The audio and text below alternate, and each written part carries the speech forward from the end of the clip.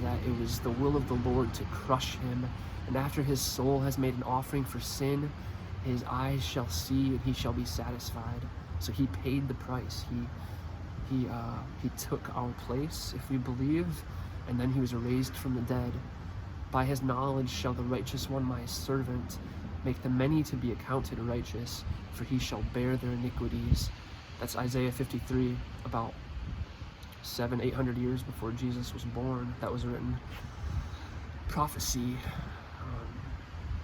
So that's what was happening in my life when I was saved. I was listening to Me Without You and Under Oath a little bit, and maybe God used them and some Thrice songs to kind of stir my spirit. I got arrested for drunk driving. I dropped out of high school. I was definitely on a bad road, but God had mercy on me. And I look back and I see Christians in my life. Sometimes I knew they were Christians, sometimes I didn't even know, but I think as I look back, they were just very friendly, kind, loving people who were probably praying for me and seeking to look out for me. So it's been an awesome journey the past 14 years. I hopped on a plane around July 2006, right at the beginning of that new life period. I remember going to Springfield, Missouri, thinking of going to architecture school there, which I did end up going for a year. And I bought this book, you're alone in the airport, kind of feeling existential, about to start a new city, a new life chapter, leaving your hometown for the first time. And I got this book called Answering the Objections of Atheists, Agnostics, and Skeptics by Ron Rhodes. And I remember reading that, and it was just kind of a defense of the Christian faith, and it was really good.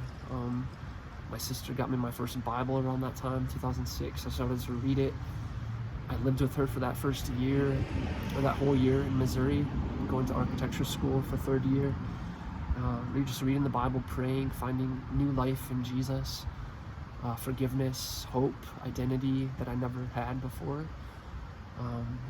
Reading the Bible, asking her questions. She would live the Christian life before me like I had never seen. I just never really, knew a Christian. My eyes were blinded, at least. And now I was eager to find out how to live, how to be a disciple of Jesus. So she modeled that to me. She answered questions. She was there to counsel me and pray, and it was awesome. So it's just some of my story. I hope some of the things I was able to say about my past, specifics of what I've experienced and what life was like in Michigan in 2004 to 6 before and during the time that God was saving me. And it's been good since then. I'm still in process. A lot has changed. I've moved across the country twice.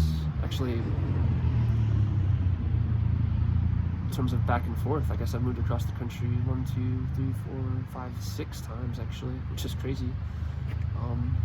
But God is good. He has carried me through.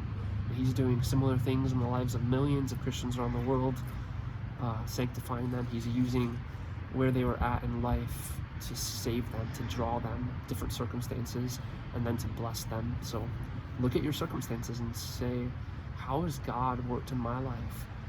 Check out Acts chapter 17 toward the end, and you'll see what I mean about that.